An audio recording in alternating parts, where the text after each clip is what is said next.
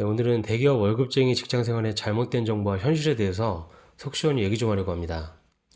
저는 대기업에 대졸 공채로 입사해서 근 10년 가까이 직장생활하고 있는 월급쟁인데 아직도 중견기업이나 중소기업 다니고 있는 대학 동기나 후배들, 또 지인들이랑 만나면 뉴스에서 어설프게 보고 들은 허무맹랑한 얘기로 저를 당황하게 만들 때가 많습니다. 이를테면 대기업 다니면 연봉만큼 보너스 나오지 않냐? 대기업은 성과급 500%다 받는 거 아니야? 너는 연봉만 착실히 모아도 노후 대비 되는데 무슨 죽는 소리냐 등등 이런 얘기들을 많이 하는데, 작년 기사를 보니까 대한민국 전체 근로자가 약 1600만 명이고 이 중 중소기업 근로자가 약 1400만 명, 대기업 근로자가 200만 명이니까 비중으로 보면 대기업 근로자가 10%, 중소기업 근로자가 90%라고 하고, 평균 임금은 중소기업이 월 294만원, 대기업이 월 485만원이라고 합니다. 영상 보시는 수많은 월급쟁이 분들 중에 방금 숫자 보시면서 무슨 헛소리냐 하는 분들 많았을 거라고 생각됩니다. 혹시 대기업 다니면서 월급 485만원 따박따박 받아가는 분 계신가요? 물론 있을 수도 있죠. 근데 임원도 아닌 일반 평직원에게 순수 계약 연봉으로 저 정도 월급 주는 대기업은 정말 손에 꼽을 수 있을 정도로 드뭅니다. 평균의 오류라고 하죠. 뉴스에서 나오는 평균 임금이 평직원뿐만 아니고 억소리 나게 받아가는 임원 연봉까지 포함되니까 저렇게 정보에 왜곡이 생깁니다. 그래서 저런 뉴스를 접한 분들은 대기업 다닌다고 하면 월급만으로 충분히 먹고 살만 하니까 미래 걱정 없고 노후 대비 걱정할 필요 없겠다 부러워하시는데, 정말 말도 안 되는 헛소리죠. 중소기업보다야 더 주긴 하는데 삶의 질이 달라질 정도로, 월급만 모아도 노후 대비가 될 정도의 돈은 말도 안 될 정도로 그 차이가 크지 않습니다. 저뿐만 아니고 다른 대기업 다니는 친구들이랑 연봉에 대해서 허심탄회하게 서로 얘기해보면 다들 고만고만하게 받고 살아갑니다.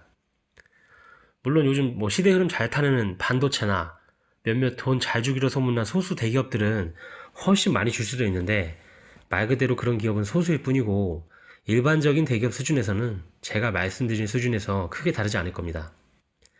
대한민국에서 월 1000만원대 버는 전문직이나 원래 집이 부자가 아니고서야 30대 월급쟁이가 월급만 저축해서 결혼하기 위한 집 장만 못하는 건 매한가지고, 어거지로 대출받아서 집 구해봤자 월급에서 대출 갚아대느라 삶의 질 형편 없어지는 건 대기업이나 중소기업이나 똑같다는 말씀입니다. 저도 입사 전 취업준비생 시절에는 대기업만 입사하면 고딩 때 명문대 들어가면 과잠바 입고 뽐내고 대기업 부심 부리고, 또 이제 60살까지 안전빵으로 월급 받고 월급도 엄청 많이 주니까 이것만 잘 모아도 노후 대비도 안정적으로 잘 될 것 같고, 이제 내 인생은 탄탄대로겠지라고 생각했던 아주 철없는 시절이 있었는데, 이 대기업 어깨 뽕 들어가는 시기가 딱 입사하고 연수원 들어가서 신입사원 연수 받으면서 동기들이랑 사진 찍을 때 딱 그때뿐이고, 부서 발령 받고 몇 달 지나면 그게 뭔 의미가 있나 하고 현실로 돌아오게 됩니다. 대학 과잠바로 학벌 자랑하는 것도 새내기들 입학 초반에만 그러지 대학 3학년, 4학년 학생 중에 그런 애들 없는 거랑 똑같습니다. 입사하고 나면 사기업은 경쟁이 너무 치열하다 보니까 업무가 심각하게 빡셉니다. 물론 같은 회사라도 부서 바이 부서로 편차가 있긴 한데, 저 같은 경우에는 이번 주 52시간 근무제 도입되고 나서 그나마 야근을 좀 덜 하긴 하는데, 주 52시간 하는 항상 채우는 건 기본이고, 업무가 많을 때는 집에서까지 못다한 일을 할 정도로 업무량이 많습니다. 주 52시간 근무제 되기 전에는 평일 약속은 한 번도 잡아본 적이 없을 정도로 야근이 많았고요. 그리고 우선 60살까지 사기업에서 회사에 살아남는 것 자체가 전쟁이고 거의 기적과 같습니다. 정년까지 자리 지키고 퇴임하는 선배 부장님들 비중이 회사 내에서 채 5%도 안 된다고 하더라고요. 실제 40대 초반부터 슬슬 밑에서 치고 올라오는 쟁쟁한 후배들한테 밀리게 되면 윗선으로부터 무언의 퇴사 압박 시달리다가 이것 때문에 결국 못 참고 나가는 선배들을 여러 봤습니다. 아직 취업 준비하시는 분들 중에는 강제로 나가게 하는 건 노동법 위반이니까 눈 딱 감고 버티면 되는 거 아니냐 하시는데, 직접 옆에서 지켜보면 버티기가 거의 불가능할 정도의 압박이 있습니다. 예를 들면 후배 팀장 밑에 발령내기, 또 기존 커리어 패스와는 전혀 다른 업무 부서로 발령내기, 연고지와는 전혀 상관없는 곳으로 발령하기, 또 신입사원이 할 법한 수준 낮은 잡 업무 시키기, 시시콜콜 업무로 갈구기, 또 뭐 연말 인사고가 받아 깔아주기 등등 해서 이런 걸 지속적으로 당하게 되면 아무리 멘탈 좋은 사람도 자괴감이 들고 자존감이 박살나고 멘탈이 붕괴됩니다. 옆에서 지켜보면 지옥도 참 저런 지옥이 없다 싶습니다.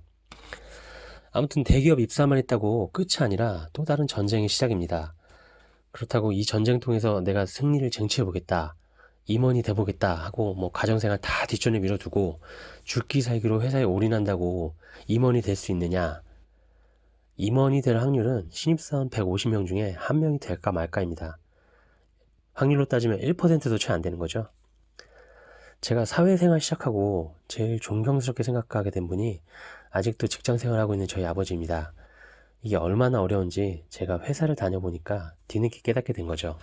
자, 오늘 영상 결론은 사람은 기대가 크면 실망도 큰 법.